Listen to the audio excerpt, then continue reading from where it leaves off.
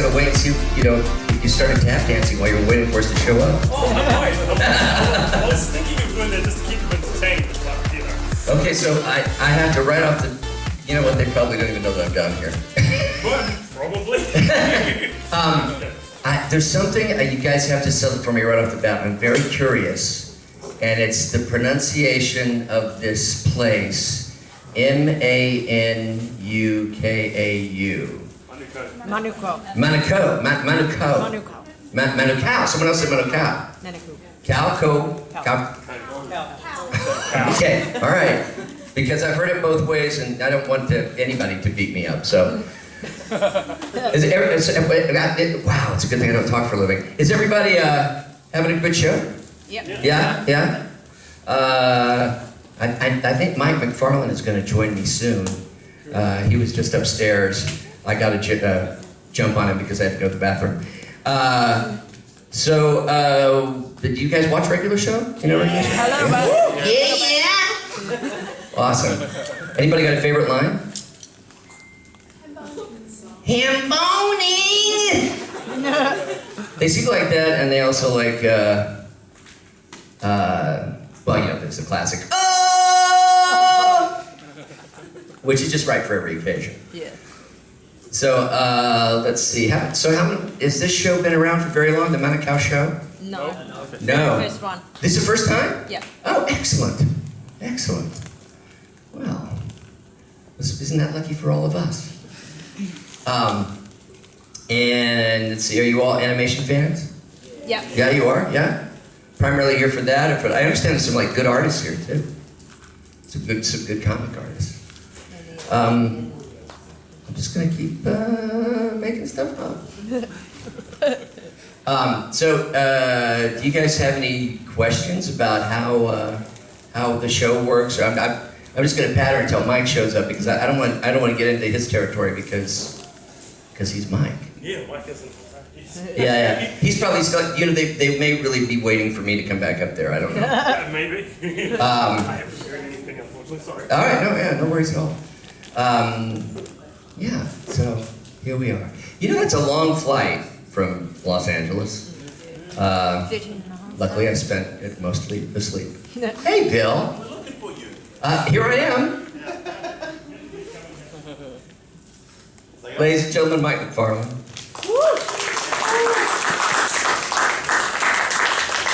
Now the entertainment has arrived. I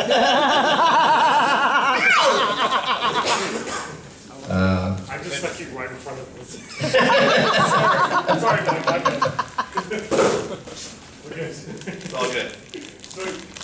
So, Mike, we're going to have to just sort of like have a cage match for who gets the mic. What? You got one mic? Besides me? Like for the room? We got this thing? Yeah, it's that and you. Okay. Well, I'll do what I can. Have you already done the intro and all that kind of stuff? I've tried to stay away from that. Oh, okay. I've mostly been speaking in A&D. Excellent. Well, I'm going to steer right into it now then. Okay, good. I've arrived. What is this panel? What is this Animation, I about? think. It's just animation? Yeah. Animation panel with Which is us. funny because I don't know about you, but I don't draw. I don't draw. Yeah. I draw flies and attention Yeah. and stick figures. So really, yeah. When people come by in the line, like people will come by. Oh yeah, no, thank you. People will come by, and often, like I'm doing signings with J.G. Quintel, who plays Mordecai, and Sam Marin, who is Pops and Benson, and a million other people, Muscle Man. And both J.G. and Sam are legit artists. They went to Cal Arts to learn art. And so they draw all this cool things, you know, all this stuff on the posters and the pictures, and then they get to me and I say, I love Rigby, draw Rigby! And I'm like, you do not want me to draw Rigby. He will not look like anything you've ever seen before. And my drawings look like someone of about a 5 to 7 year old stature has drawn them. But in other aspects, I am involved with animation with voice acting, voice directing, adaptive script writing. I do some music and stuff too. Voice acting wise, things of note might be Master Roshi from Dragon Ball Z, Jean Kirstein from Attack on Titan, Havoc from Fullmetal Alchemist, Buggy from One Piece, a couple of hundred anime type shows. Video game wise, Borderlands 2, Halo Wars, Walking Dead Survival Instinct, a few other things. Paul Phoenix from Street Fighter Across Tekken, and then recently, because I think it probably came out like a week ago or so, I'm Charlie Nash in Street Fighter 5. Directing wise, some of those same things, Fullmetal Alchemist, Attack on Titan. Writing wise, some of those same things as well, yeah. I seem to like get one part of a job and they ask me like, will you do this too? Yeah, so. Saving money. Yeah. I feel like you should just sit out there with you guys and ask my questions. He's obviously done a lot more than I have, but I think that's probably because he's clearly older. And yeah. So no, I mean I'm probably mostly known for regular show. But before that, I was on an Adult Swim series called Moral Oral. We got. Thank you very much. Thank you very much. Thank you. And then also video games. In Mass Effect 3, I was Mordin Solus. And let's see, Mass Effect 3, I do a couple of voices in Fallout 4. Yeah, video games. I love them. They're cool. Yeah. You guys like the video games? Hell yeah! Yeah. What do you play? Dead Rising, Killer Instinct, and Mortal Kombat, and Sunset Overdrive. Not. Oh, I'm in Sunset Overdrive as well. Oh, no way! I forgot about that. Yeah, have you played the quest with the king of the role players? Where Yes. Yeah, that's I me. completed the game. Oh, I got good. the DLC. Oh, very nice. DLC. Wait a minute. What? The downloadable content. Ah, jeez, okay, fine. It's all right. That's all right. I didn't need that job. Yeah, I was Ignatius. I was Ignatius, the guy that King Ignatius. That one. I'm sorry. We will quit talking amongst ourselves now. Well, we could probably rattle on about more things, but we're probably more interested in what you guys would like to know, because I can talk on Twitter or Facebook all day, and that's just one-sided. But is there anything you guys want to know about things that we've worked on, things that we do, the process, gossip about on-camera actors? Because we'll make it up. Because we'll just make it up right now. Yeah. It's totally fine. But otherwise, we may or may not make up the answers that relate to our jobs. Otherwise, we can play like we're in the world's largest aquarium, and we'll just like stare at each other. Yeah. Yeah, right there, bud. Yeah, what's it like directing voice actors? Like, how's it different from normal directing? You mean like how is it different from like on-camera directing? Yeah. Well, on-camera directing, at least from my tiny amount of time messing with anything like that, the on-camera director has to juggle about 50 billion different things in different departments. It'd be nice if they just got to work with the actors and maybe like the director of photography and a couple of other things, but they usually have to handle a lot of stuff unless the budget is so big that they can handle so many assistants to do all the other crap work that they can just work with the actors. As far as me as a voice director, I usually am involved with cast selection, hold the auditions and select the cast that way. And then depending on the type of thing that I'm directing, it is up to me to set the tone for how everyone sounds, the tone of the show, what characters would and would not say, and to find the right emotional context for everything that's going on in any individual moment. So, yeah, it's a lot of responsibility. Have you done any directing stuff yet? Only for stage. I directed a short film. I have not directed for voice. Yeah. Okay.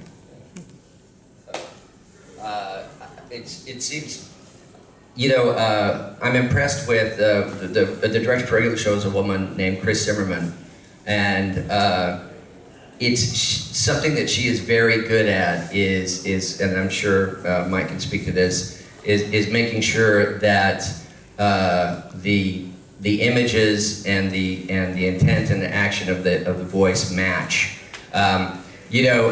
I get every week I get a script and I get a storyboard, and I don't read the script anymore because the script doesn't contain enough information. If it says that Rigby says UGH, I don't know whether Rigby is saying or ah. So I look at the storyboard because the storyboard is like a graphic novel that gives you context and you can see what's going on. Facial expressions, that kind of thing. Yeah. Yeah, right here. So does that mean you make your own lines up, or about what Rigby says, or for you, the other character, do you We do not at all. In fact, it's a pretty tight marriage between the two. And one of the things that I think is very complimentary to our writers is I get asked all the time if we improv, and we don't. We might, for one thing, timing is always an issue. So a line, even the difference between, hey man, don't go over there, and hey, don't go there. Those are different, right? And so one of those is going to match the art better than the other one. So we may deal with single word replacements here or there. We deal with what's called international alts, which are alternative lines that are designed to meet the standards of another country. We might have to come up with standards and practices will occasionally tell us that we can't get away with something, and we have to come up with a different line for that reason. But in terms of timing, it's all very, very sort of dictated. Do you have the picture up there in your? We do. In your... We don't have the moving picture. What we have is that we have the storyboard again on a big screen. But the director actually knows more about that stuff than we do, and so she'll send us in a direction if we need. For instance, if there's what's called walla, meaning crowd noise. If we were staging this scene, for instance, and Mike suddenly stood up and punched me, and everybody was supposed to react to that, the director would know whether that reaction should be oh my goodness, I can't believe he did that, And so she would sort of lead us in the right direction on that. Does that make sense? Yep. Yeah, and likewise, we don't make up a lot of our dialogue. I mean, every so often, because a lot of what I deal with is ADR. You mentioned watching the storyboards and stuff like that, which I assume are timed out in some capacity, like this shot is this long, this shot's this long. And what I work with ADR, all the mouth movements and everything is already completely done. So it is up to me as the voice director and sometimes as the actor, depending on what's going on, to try to make those lines sound like that's what I would have said anyway. Like that's the natural line for that character, and I'm not just trying to magically make something start and end on time. Sometimes you'll find that when one writer writes character dialogue for a particular character or a particular actor, they may not sense that actor's speed or the clarity of which they can say things, or the specific mouth movements of vowel sounds versus consonants and things like that. And I might, as the director, decide I'm going to rewrite this and retool it to where it fits what's going on with this person and the animation a little bit better, but I'm not going to change the intent or the meaning of the line. It's a nice juggling thing to do there. Yeah, I just recently had it's hard to appreciate how impressive that is, what Mike's talking about. So I just recently did the kind of work that he does a lot of for a video game that was originally a Japanese game. And same kind of thing, I actually had lines from the original Japanese actors, and I don't speak Japanese at all, but what would amaze me is how, they'd say, okay, in this next scene, he challenges you, and you say, I will not, and then they play the original Japanese line, and it's like, welcome to school, and I'm like, there's no way that is I will not. yeah, exactly. Or the other thing would happen was, my line would be "don't go there" or whatever, and it would sound like one syllable in the original language, and they'd have to be like, "Okay, well, obviously that's not going to work. We got to find something that conveys that meaning that doesn't take that much time." Yeah, totally. You're right here. Do you know anything about the Dragon Ball Super dub? Do I know anything about the Dragon Ball Super dub? No, I don't actually. I wish I did, because then I could internet explode. But not even in any sort of non-disclosure agreement type capacity where I'm like, I know but I can't tell you. I honestly don't know what's going on with that. So, you know more than I do. What is it? well, there's a new version of Dragon Ball. They won't let Dragon Ball die. They're going to keep Dragon Ball around forever. So there's another Dragon Ball series right now that's called Dragon Ball Super, and it is the first new Dragon Ball in 15, 18, 20 years, About something 20 like years, that. yeah, about 20. But about 20 years if you don't count movies, as far as a series. And I think that it's also from the mind of Akira Toriyama, who created the original Dragon Ball. Is that right? Yeah. He's doing this one too. So our cast and the English cast that everyone's used to, as far as watching it in English, to the best of my knowledge, we haven't started it yet, and it's a good, I don't know, is it a season over yet? Is it been like 12, 13 episodes? Oh, wow. Yeah, so I think it's just a matter of like everyone going, okay, let's sign. Well, we need to have this. Do you really need to have this? Yeah, or we can't sign. Well, and there's all these sorts of negotiations going on, which are way up here money and importance, and I'm way down here money and importance. So yeah, it has to do completely with somebody else. So hopefully we'll have news on that soon. But as far as anything that I know, I don't know anything about it, except that it exists. Yeah, over there. In One Piece, what's your favorite devil fruit? My favorite devil fruit in One Piece? There's a show I work on called One Piece. It's really, really long too, like Dragon Ball. It's like 700 something episodes long. And you know how in Marvel Comics, when they got tired of thinking of origin stories, they just have mutants? Yeah. Like just mutant. Yeah. There's no origin story. In One Piece, people get their powers from eating devil fruits. Nice. And you can only eat one devil fruit and have one power. And the fruits themselves, you don't always know what power you're going to get, so it's kind of like potluck power. Let's see. I like the flame power of Ace, and I think if I was going to just pick one, I don't know, man. That darkness power that Blackbeard has, that's pretty awesome. And he's pretty mean with it. Yeah. Yeah, right here. Do you know about Team Four-Star? Yeah, Team 4-Star? Dragon Ball Verge. They're funny, man. Yeah, they do a parody of Dragon Ball. Well, I've heard of it. Yeah. It's funny stuff, man. I actually know the guys in it a lot more than I know what the show is like or about. I've seen clips and I've seen some of it here and there, but then I've met them in several occasions and they're all really cool guys. They're awesome. Yeah, back there. Hey, die-hard mum of 8 kids. Thank you for babysitting my kids for 3 years, Rigby. 11-year-old wants to know, can you recite the scene from episode 12, the donut scene? Episode 12, let's see, that was about 182 episodes ago. The donut scene, get him to remind me what they are. When you borrow lollipops from Pops and then you guys go on a sugar rush. Oh, I love Oh, the sugar rush. No, man, but I can make some stuff up. She's even better. Yeah, man, because when I have donut, the donut comes right to the sugar in the do very fast.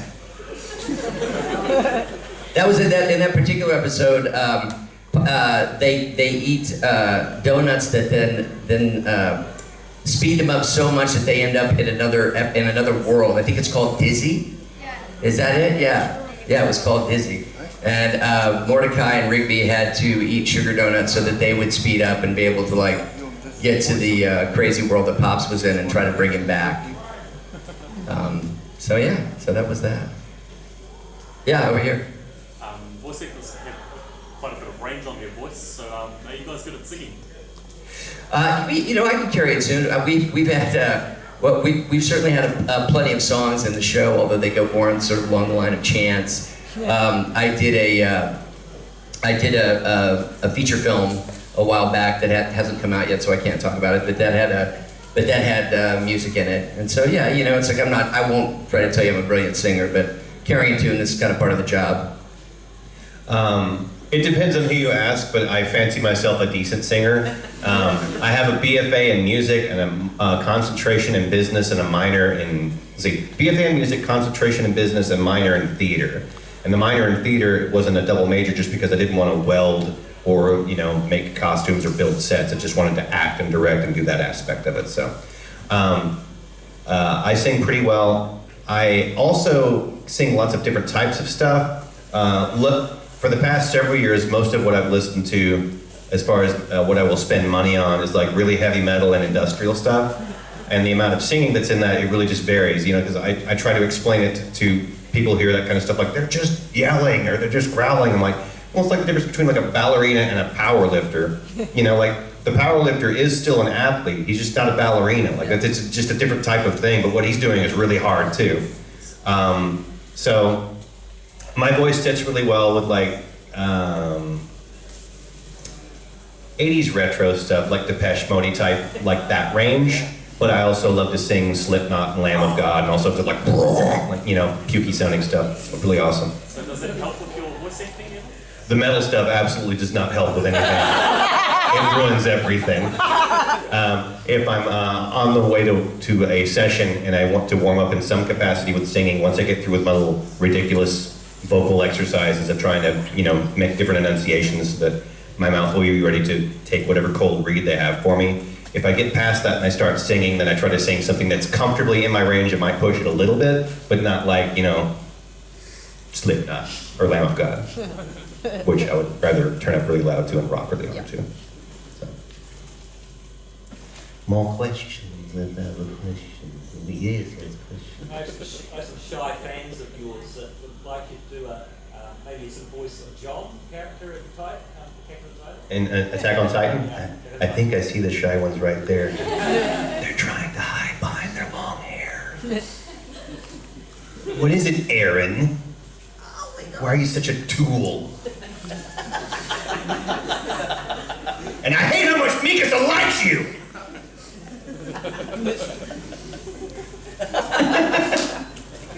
I think I did. Cool, no worries, mate. Thank you. Any more questions? We're gonna play the fish game with the aquarium. Right here. What do you think about the live-action Dragon Ball movie? The live-action Dragon Ball movie? I heard this guy cringed right when you asked that question. Pain! I blacked that out. That memory. I'm so sorry to remind you. It's okay. I think it is what it is, man. I think it's, a live-action attempt at something like that. I think that it probably could have been handled lots of other ways. And I do think that my live-action counterpart was one of the cooler people in that cast. Chow Yun-Fat played the guy that I played, yeah, so that's pretty awesome. But to give you an example of my level of expectation when I saw that movie, there were myself and a few other members of the Dragon Ball cast. Not too far from the studio, there's an AMC movie theater. You guys have AMC down here? Okay, just one of them, lots of chains of movie theaters. And right across from that is a really cool video game place that is a bar also. And we spent a good 2 hours there not just playing video games before the movie started, so that we would be very ready by the time we went in and saw Dragon Ball. I should have thought of Yeah. that. So that made the movie a lot more fun than what other people's experience was. Yeah. For William, what's your favourite regular show episode?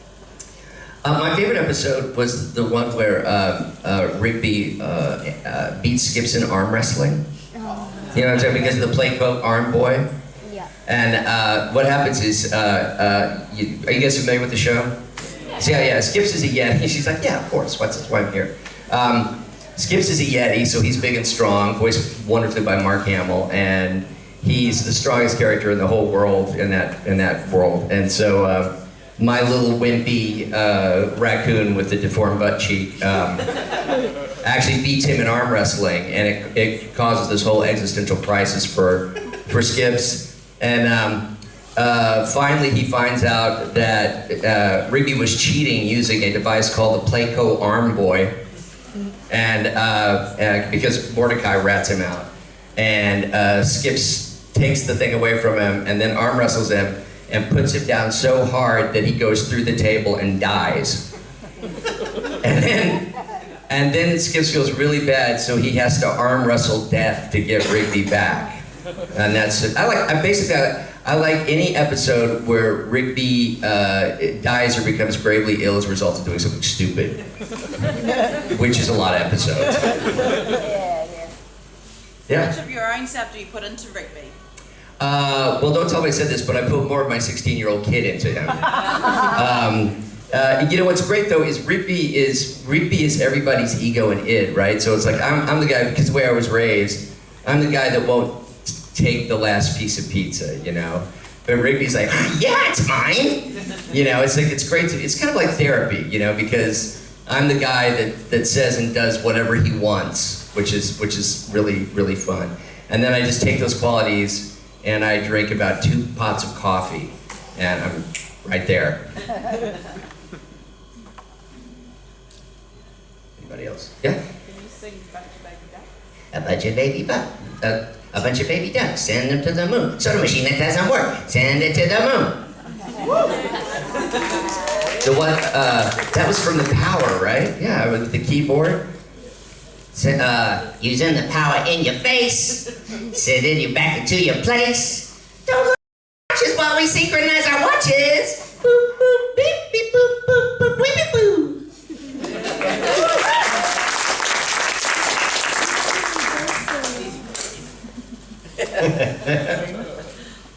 All right.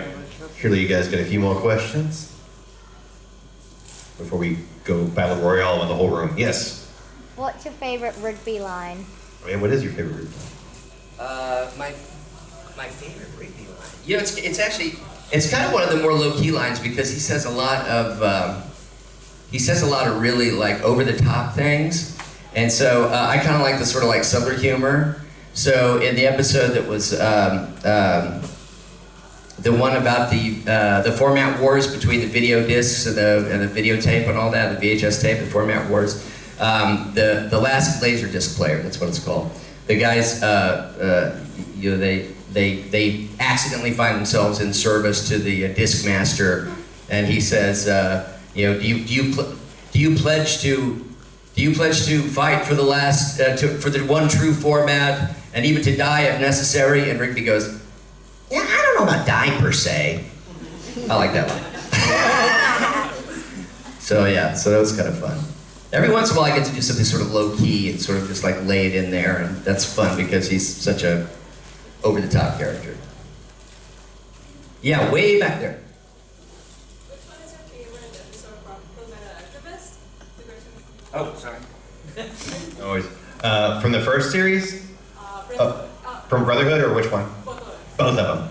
Let's see. From the first series, my favorite episode, selfishly, is the one where Havoc tries to get a date with Armstrong's sister. Like, the only episode that's funny. Everything else is really sad. And amazing, but sad. For Brotherhood, I don't know. I really like specific, like, I had a lot of fun recording Brotherhood. It was really awesome to get a lot of that cast back. They made a series called Fullmetal Alchemist about like 12 years ago or so. And then they decided to make it again and call it Fullmetal Alchemist Brotherhood and stay closer to the source material, to the manga comic book. And so they made it again, and it, you know, it's, once you get past a certain point, it's entirely different. With yeah, Adult Swim, yeah. I think it reran like the entire series like 7 or 8 times. Like it was on there constantly for about 5-6 years. I really liked the episode where, and it's out long enough now, so if someone's like, spoilers, I'm like, no, it's years old, bro. No. Where Mustang was putting the smackdown on indie hardcore. And I also just recall working with Travis Willingham on there. Travis was one of the leads on that. And having so much fun, because he also, I think he was so into that character and so into that show. He's like, oh, I hate Envy. I'm like, well, now you get to fry the living crap out of Envy. And he did this really big, like, sort of like rage buildup that like fit perfectly and sounded amazing, to where we both like, as soon as he did the take, I stood on my chair, I was like, oh, and he was like, oh, and we went and high-fived each other. We're like, let's watch it again, let's watch it again. And like, look how amazing we are. You know, it was just so fun to do it. Because it just magically, like it was a really weird mouth shape growing into a growl that ended up with a snap at a time. Like the timing was perfect, and oh, it was just so much fun. So whether or not that was like the most coolest storyline part of the show, couldn't tell you. It was the most fun recording. It probably was watching Travis get like super giddy, and I was right there with him, so. Yeah. What's the most embarrassing thing that's happened when you're trying to record? The most embarrassing thing what? When you're trying to record. Oh. What's embarrassing when you're trying to record? I don't know, man. Some stuff you really need to physicalize to make it, you know, feel like it's like you're doing the right thing. Like some people, when they're running, they do something of this nature so that your voice is affected. I think just if someone films that and shows you what you do, you feel stupid as hell. You feel dumb. But it works, you know? And also, if I felt better about all of my recording because I put on a weird red sock every day, and that works, then that works too, and I don't care what anyone else thinks about it. But it would be weird to have it filmed and like, Mike's a weird red sock guy. What about you? Any weird experiences recording or anything like that? Well, my stomach always likes to show up late to the session and then make itself known. So, that's the thing, you're in front of a mic, it's very sensitive, it picks up everything, yeah. The engineer's a smart ass, so he'll play it right back to you. So, particularly the worst things are the morning records. So that is so cool. Sorry. I didn't mean to embarrass you. Come back! That is so cool. Yeah. And you also get another girl in roller skates. Yeah. So that happens, you show me like, hey Manukau, and then they go, okay, let's see if the line was in the clear, so they play it back. Hey Manukau. No, we should really get that again. So, But probably the thing that happened to me that was sort of embarrassing that I remember was when I booked the pilot.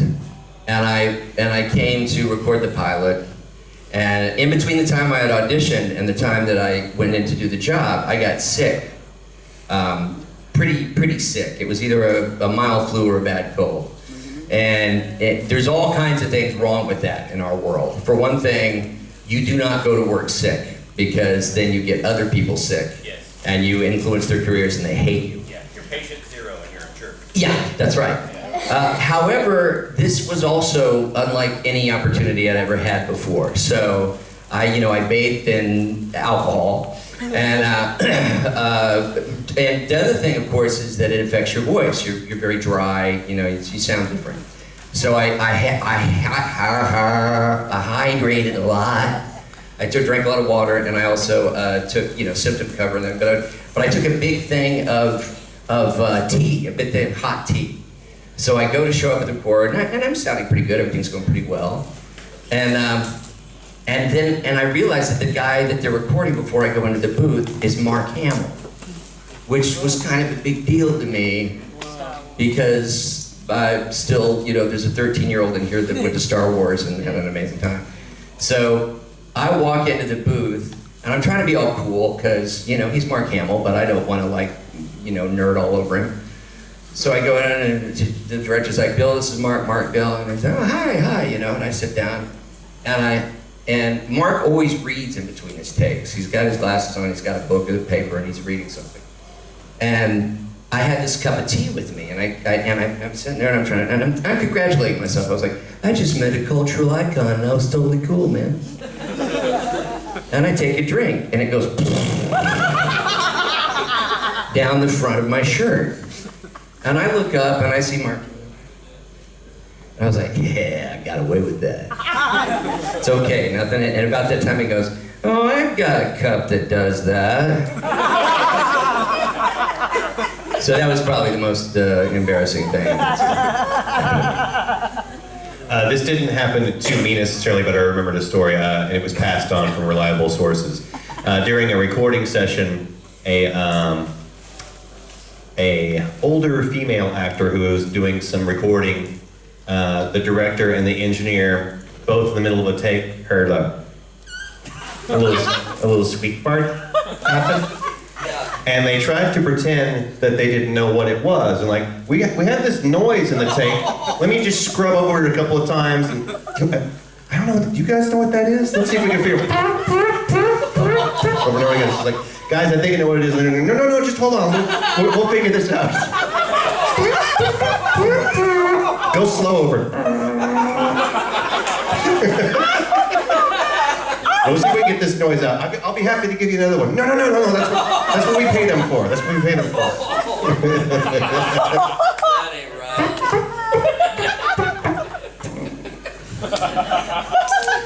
Classy. Nothing but class, yeah.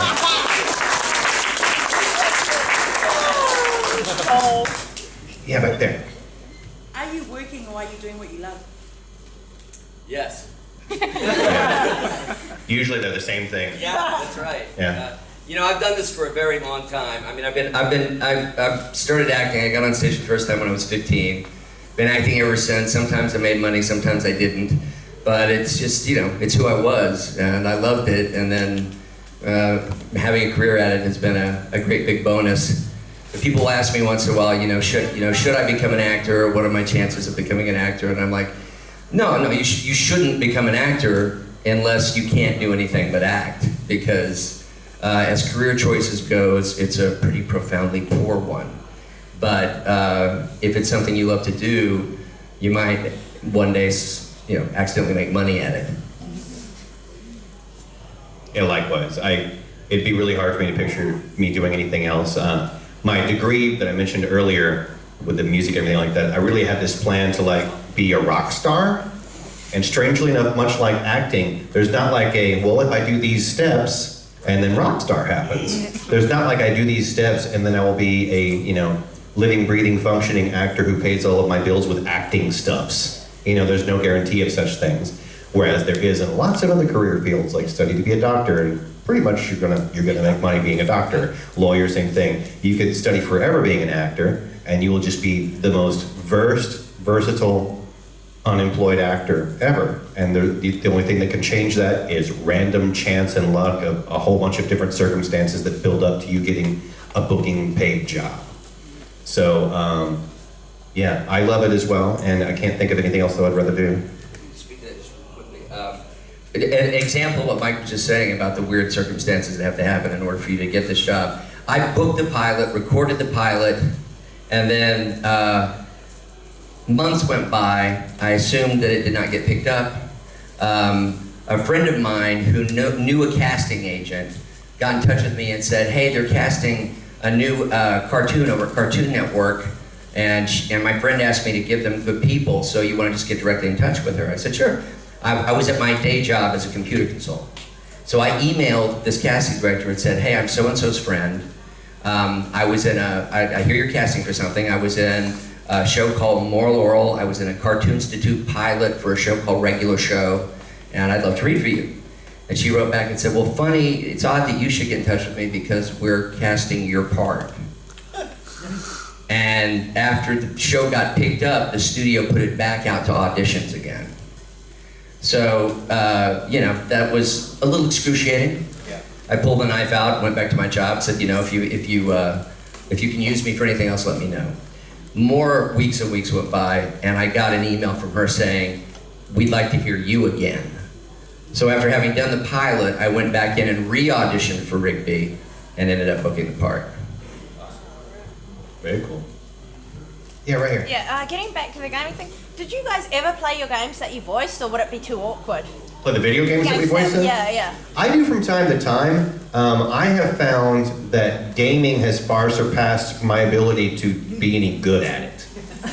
Like, once you get past 2D scrollers and things like that, I'm not that great. And I've also found that when you're dealing with a 360-degree possibility of environments and world, that two things happen. I don't blink when I'm playing the game, and I just cry like crazy because I will not blink because something's going to happen and I'm going to die. And the other is I get vertigo. So like as soon as we start twirling around and I can't control it, I feel nauseous. I'm like, ugh. Or like with those games when they have a little bounce. And when you walk around, too much of that just makes me like, I get sick. I can't do it.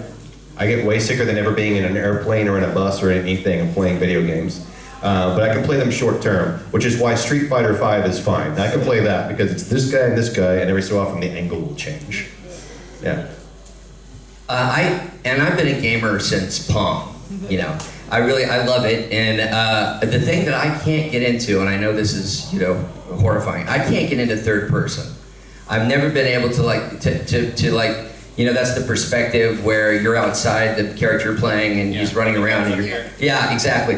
I find that a very isolating experience, and I want to be drawn in. So I like first person, really immersive worlds. And so when I book a game like that, I play it because I would play it even if I wasn't in it. So a game like Skyrim, that I'm in, or thank you, Skyrim, or Fallout 4. Yeah, I'm all over that. My family just has to plan on not seeing me for a few weeks. Yeah. This isn't a question, but a thank you. Last time you were at Green Lane, I got you to sign one of your cards for my classroom. I'm a teacher. Yeah. And you wrote room 7, blah, blah, blah. I took that home, photocopied that up, got it on, laminated it, and my street cred that year. Yeah. I just wanted to say thanks. Absolutely, my pleasure. Rocking the street cred. Tell the kids I said hi. And now back over this way, yeah. Are you friends with Mordecai out of the show? Yeah, well, you know, when you work with somebody for since 2010, it's been what, 6 years now. You end up being friends, but we don't hang out a lot because he's frankly way too busy to hang out. Yeah, when you create a show and that show's successful and keeps going, you know. Your responsibilities go up. Yeah. Yeah. Yeah, right here. What's the thing that you have most in common with Rigby? Gosh, I will eat just about anything. I really like food, and so does he. So there you go. Yeah. Yeah, back there in the straw hat. Mugiwara. Do you enjoy voicing Buggy the Clown in One Piece? And speaking of which, are you guys busy dubbing One Piece right now? I do enjoy voicing Buggy. Buggy is one of those voices where, you know, I auditioned for it and I booked it, and then as soon as I started recording it, I was like, why did I choose to audition with a voice that's so painful to physically do? Later, guys. Missed it. Bump it. So it hurts a little bit. It's like, that's one of the characters where there's like a 2x on me being able to give it my 100%. So we just, despite number of hours that I'm needed to record, we do it 2-hour chunks until it's all done. And yes, we are currently recording stuff. I can't tell you how far along we are, but I know that the Impelled Down stuff is about to come out, or is slowly coming out right now. So if you follow One Piece from beginning to end, that's about what is available for you guys to watch. Yeah. You also voice for the game? For the game, I've only been fortunate enough to voice one One Piece game. I think more exist, and they're either, you know, handheld only where there's not much dialogue involved, or something of that nature. But the English cast for One Piece, for whatever reason, whatever games get imported over here, they just, I think they just keep them on the subtitled end of things and just play that way. Yeah. Uh-huh. Can you do a Roshi Kamehameha voice? Kamehameha!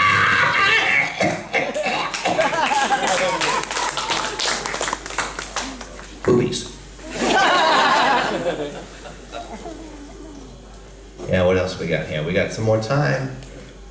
Yes. I have a friend who loves the regular show, and I was wondering if you guys could sing "Don't Look at Our Crotches" while we synchronize our watches, so I could film it for them.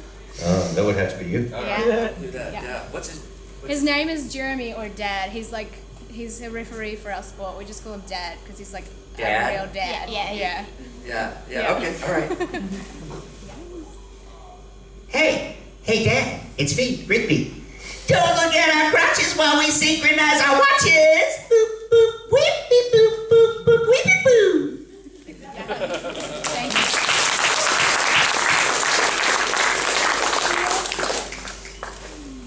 Yes, over there. For the video games, how hard is it to, how annoying is it to make all the grunting sounds like that? How annoying is it? It's not bad, man. But what I have found, like, the two main types of recording that I do are either ADR or video game stuff, like what you're talking about. What I have found when we're doing ADR work is that if there is something like that, you know, all we need is the one that looks right and sounds right for the picture. For the video game, they're gonna need a whole crap ton of those noises, and they don't give you a lot of time in between always to do them. Like, give me a series of like, what time is it? Give me like 20. Yeah. Give me like 20 you falling off a cliff and dying noises. Yeah. You know, and you know, that can be painful. Because falling off a cliff and dying, if you are true to performance or whatever else, that takes a lot out of you to do one time. Yeah. So you have that repeated over and over and over again. And you do need it for gaming, though. You know, you don't want the same event to happen and have and just be on an obvious recycled sound loop or something. So I have found that that's a little taxing. Not annoying, but just painful after a while. Yeah, the worst are war games, because they'll be like, okay, all right, we gotta get the death sounds now. Okay, so this is the sound of you getting stabbed with a bayonet. Ow! Okay, now this is the sound of you getting shot. Oh! Okay, this is the sound of the flamethrower. Ah!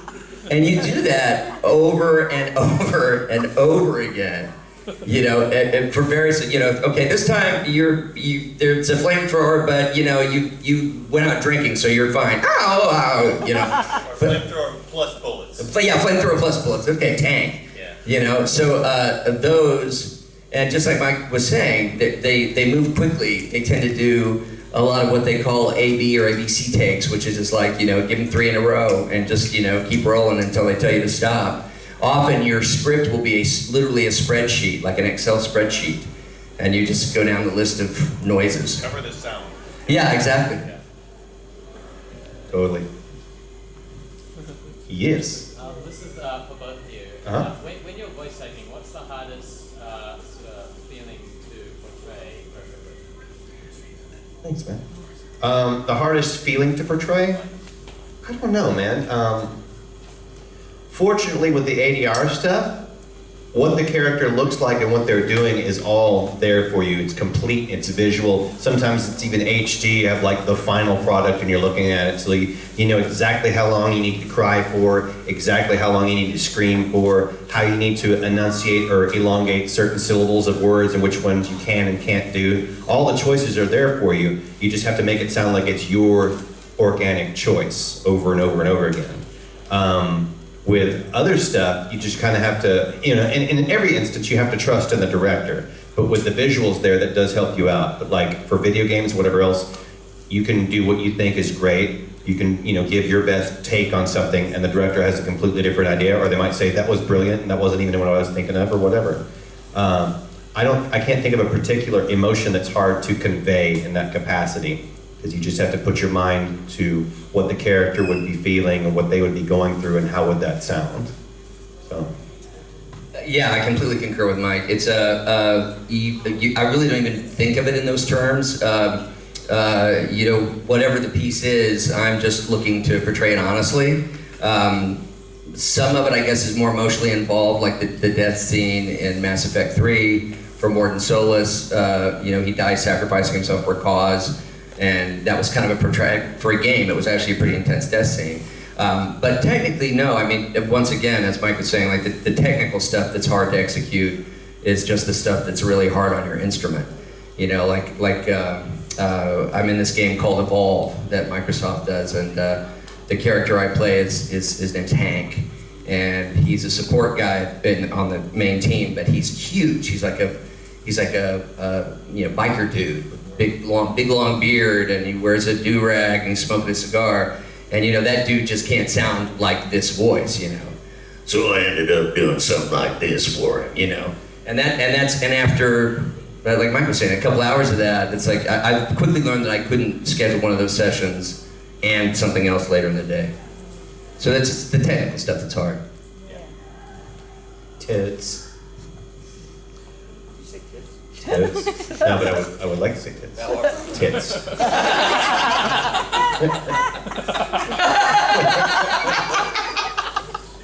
And I did. It's even in character for my character. Yes, sir. When you're looking to cast a voice actor, what qualities are you looking for that would say, I just have to hire that guy? That's a really good question. It really depends on what the needs are. If I'm casting for a series, let's say your typical anime type, shonen adventure type show,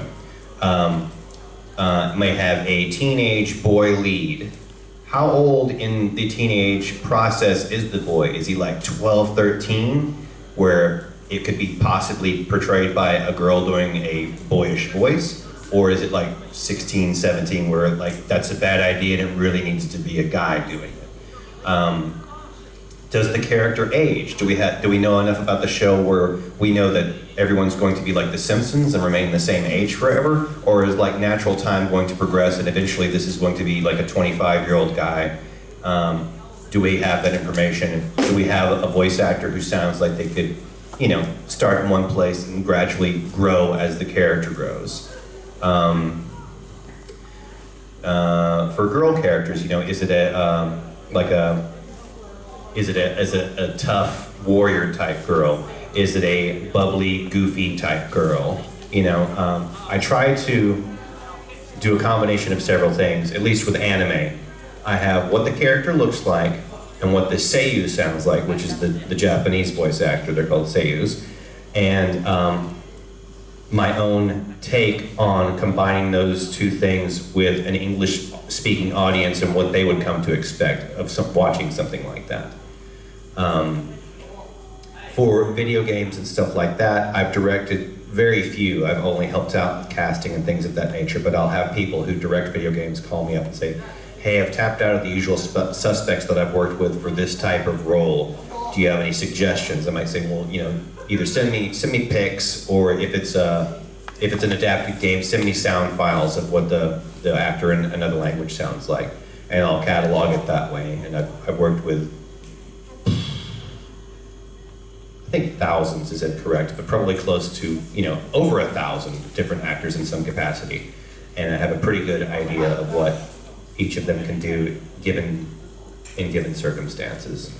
But generically answered, acting is the main thing for me. I really don't care about trick voices and things of that nature if you can't convey emotion and you can't take direction and you don't understand context and you can't do cold reads quickly and you're like, here's the script, okay, I understand what's going on. If you can't understand what's going on really quickly, I don't have time to explain everything to you over and over and over and over and over and over and over again. So, acting being the main thing. You could be a voice actor who really only does like one voice, like your voice, and you do it really well. If you're what I need and you do that and you're a really good actor, I don't care that you can't do 50 different trick voices. I just need that one thing to always be rock solid.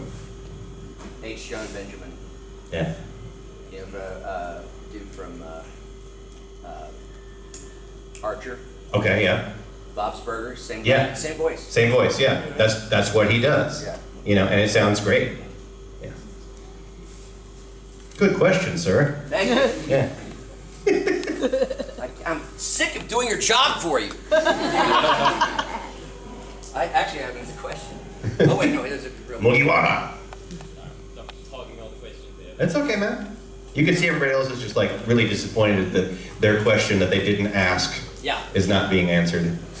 With what you were just talking about, with how you usually tend to pick boys for like the older sort of teenage stage. Aren't there are some exceptions, like with One Piece, how Colin Picklebeard plays Luffy, and she's a girl. Right. Well, the seiyuu in Japanese is a girl too. So, you know, that had a lot to do with that particular casting. You know, when the show starts off and there's a young Luffy, and there are even flashbacks to even younger Luffy, that definitely needs to be handled by a girl who can handle doing a young boy voice. And in the One Piece world, we have the additional advantage of, for lack of a better word, it's kind of cartoony. You know, it's not like Ghost in the Shell as children or something. You know, it's a little bit bigger and broader like an American pre-like cartoon is. So if a girl's like, I'm a little boy, that's a lot more acceptable in that kind of universe than like, if a realistic little boy had that voice, like, what is wrong with that kid? Does playing Luffy tend to like be hard on her throat?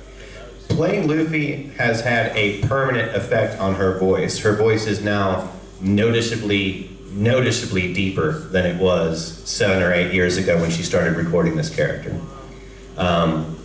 In fact, I think that she has passed up of her own accord in opportunities to play younger girl characters anymore because she's just like, it sounds fake to me. I like my voice is too deep. Like, hi. She just doesn't feel like she does it as well as she used to. We all think that she rocks. You know, we love Colleen, so it's really just up to her what she does and doesn't want to do. So. In animation, do they actually have the animated characters before they look for voiceovers, or do they pick the people they want to portray? I think it really just depends on the show. I think it depends on what's going on. Like the actor that he mentioned before, I think is the spearhead of those types of shows. Am I correct in that? Yeah. So the show is going to be built around his voice and that sort of cast. With things like One Piece, like I was just discussing, that show was originally a manga, which is a Japanese comic book. And if you're doing it the traditional way, it goes like backwards to forwards. The pages are written in a different capacity because that's how the written language is up there. So in that instance, everything is already there. And if you wanted to take another example, let's say there's a new superhero comic book, and they decide to make a movie about it. They decide to make a cartoon about it. The source material is already there. So the qualities that are on the page, even though there aren't sound to those qualities, you can see like the size of the guy or the girl who's doing all the work. You see all the henchmen and sidekicks. You see the bad guys. You see his friends. You see all these sorts of things. And despite the fact that no audio is coming out of the book, you start having a little mental idea of what everyone sounds like as you read it. The same as when you read a book. The same you go through and you give everyone some sort of voice. Well, whoever's in charge of that has those ideas, and they want to hear people come in and give them that. The weird, tricky thing on such a process like that is they don't always tell you what that is. Some casting directors, clients, things of that nature, they just want to, without giving you a lot of information, magically find you. Without giving you it's this, because actors, we would like to believe that we can do anything. Like you want a young boy voice, I'll do that. You want this, I'll do that for you. You want that, I'll do it for you. But what some specific clients and whoever else, they just want you just give me what you think. And they'll sit back and they just want it to magically be really close to whatever it is that's in their head without telling you anything about it. We've just got another panel on at 2 o'clock, so... Okay, so Can't you just tell them to go someplace else? Oh my goodness, Oh, well, we're bad. We're bad. You guys, thank you guys. Thank you so much. Thanks for coming to see us.